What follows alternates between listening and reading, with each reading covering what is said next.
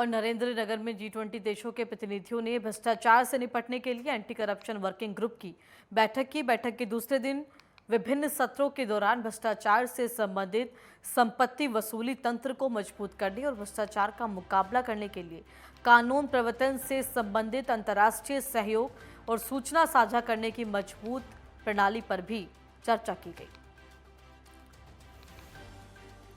तो नरेंद्रनगर उत्तराखंड के अंदर आपको बता दें कि G20 की अहम बैठक का आयोजन किया गया है। यहां पर साफ तौर पर करप्शन को लेकर चर्चा की गई, भ्रष्टाचार को किस तरीके से रोका जाए, अंतर्राष्ट्रीय स्तर पर क्या इंतजाम किए जाए, इन तमाम बातों को लेकर चर्चा इस बैठक के दौरान की गई है। साफ तौर पर G20 में उपस्थित सभी देशों के प्रतिनिधियों की तरफ से अपनी अपनी बातें रखी गई, मंथन किया गया और इसी के साथ कड़े से कड़ा जो कानून है वो भी अंतर्राष्ट्रीय स्तर पर भ्रष्टाचार को लेकर बनाया जाए, इस बात को लेकर सभी देशों की तरफ से सर्वसम्मति भी बनती हुई नजर आई है बैठक के दौरान। और फिलहाल आपको बता दें कि अंतर्राष्ट्रीय सहयोग किस तरीके से हो सकता है करप्शन को लेकर, इस बाबत जो जानकारी है वो भी दी गई है G20 बैठक में सभी देशों के प्रतिनिधियों के द्वारा। और अंतर्राष्ट्रीय सहयोग बढ़ाया जाए करप्शन जैसे संवेदनशील मुद्दे पर, ये तमाम चीजें G20 की बैठक के दौरान उत्तराखंड के नरेंद्रनगर में चर्चा की गई। संपत्ति जो वसूली तंत्र है उसको लेकर क्या जो सहयोग है वो आपस में भी देशों का रहे, अंतर्राष्ट्रीय सहयोग को बढ़ावा किस तरीके से दिया जाए, ये तमाम बातें G20 की बैठक के दौरान मंथन इन पर किया गया है, चिंतन किया गया है सभी देशों के प्रतिनिधियों की तरफ से, डेलीगेट्स की तरफ से। और भ्रष्टाचार को लेकर अंतर्राष्ट्रीय मुद्दा भ्रष्टाचार बन रहा है, ये तमाम बातें कही गई हैं।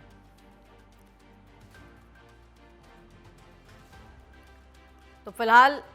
उत्तराखंड के नरेंद्रनगर में जहां इस समय G20 की जो दूसरी बैठक है उसका आयोजन किया गया है और इस बैठक से कई जो महत्वपूर्ण बिंदु हैं वो निकलकर सामने आए हैं। और फिलहाल ज्यादा जानकारी के साथ हमारे संवाददाता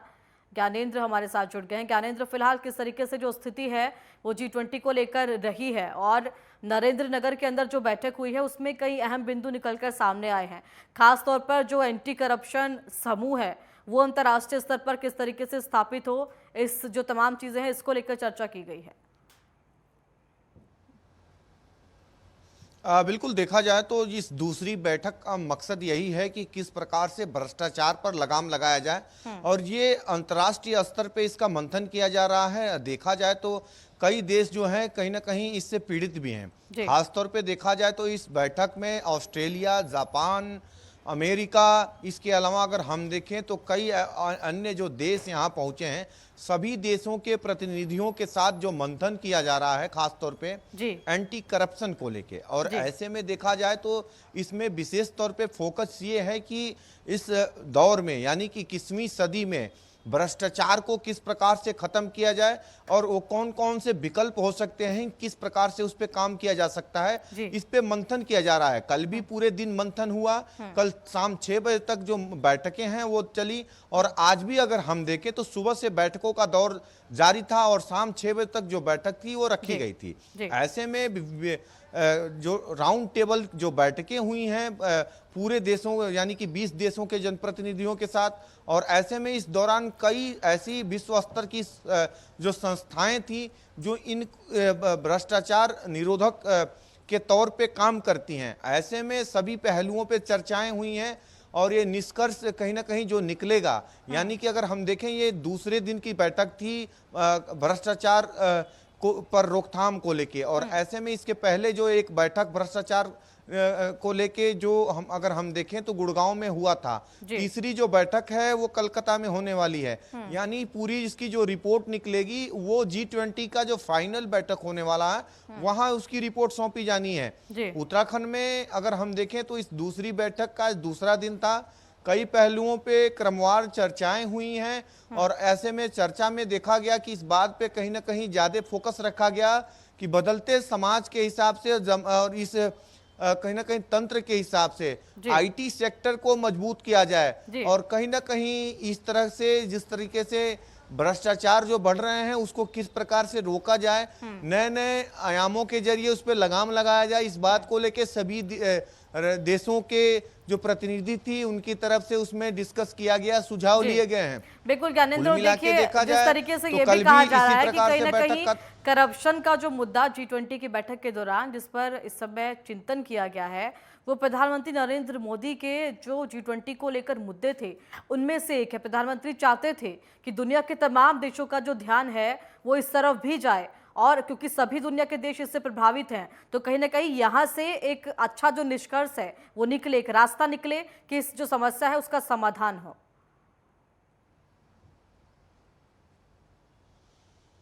देखिए, इसके पहले जब G20 की बैठकें हुई थी उस दौरान हमने देखा था कि किस तरीके से प्रधानमंत्री नरेंद्र मोदी की तरफ से अपने भाषणों में G20 का जिक्र किया गया था और ये कहा गया था कि भ्रष्टाचार पर लगाम लगाने को लेके जो बिंदु हैं वो तय किए जाएं और इस समाज के हिसाब से उस पे अमल में लाया जाए, उस पे काम किया जाए। आज की बैठक में अगर हम देखें तो विशेष तौर पे भ्रष्टाचार की रोकथाम को लेके जो पहलुओं पे चर्चाएं की गई हैं, सभी देशों की अपनी राय थी। क्योंकि अगर देखा जाए तो इस बैठक में अगर हम देखें तो विश्व की ऐसे मजबूत कई ऐसे देश इसमें शामिल हुई हैं जिनकी अर्थव्यवस्था काफी मजबूत है। अगर हम देखें चाइना की बात कर लें, अमेरिका की बात कर लें, जापान की बात कर लें और खुद भारत की बात कर लें, ये ऐसे देश हैं इनकी अगर हम देखें पूरे वर्ल्ड में अगर हम देखें तो अगर G20 में जो देश शामिल हैं हुए हैं उनमें से 65% इकोनॉमी ये 20 देश रखते हैं। ऐसे में इन देशों के अंदर भ्रष्टाचार के बढ़ते मामलों को कहीं ना कहीं रोकने के लिए ये आवश्यक था कि इस बिंदु को लाया जाए, और ऐसे में इस बार की इस बैठक में जिस प्रकार से इस बिंदु को लाया गया और क्रमवार जो बैठकें हैं देश के कई राज्यों में रखी गई। दूसरी जो बैठक है वो उत्तराखंड में हुई है। आज दूसरे दिन इसकी बैठक में इसी पहलू पे क्रमवार जो चर्चा हुई है, सभी देशों के जो प्रतिनिधि थे उन्होंने अपने अपने सुझाव रखे हैं और अपनी अपनी देशों के बढ़ते भ्रष्टाचार के प्रकोपों का कहीं ना कहीं जिक्र किया। ऐसे में मंथन यही किया गया कि बदलते जमाने में आईटी सेक्टर को मजबूत किया जाए और इस प्रकार के बढ़ते भ्रष्टाचार पर लगाम लगाया जाए। ऐसे में कोशिश यही की जा रही है कि किस प्रकार से सभी देशों के सहयोग के साथ इसे खत्म किया जाए और इस पे अंकुश लगाया जाए। उम्मीद की जा रही है कि जो भी बातें निकल के सामने आ रही हैं आने वाले दिनों में इसका जो असर है पूरे विश्व स्तर पे देखने को मिलेगा। जी चलिए, बिल्कुल देखना होगा क्या जो नतीजे हैं और निष्कर्ष है वो इन मंथन के बाद, चिंतन के बाद भी किया जाता है। फिलहाल तमाम जानकारी देने के लिए आपका बहुत बहुत धन्यवाद।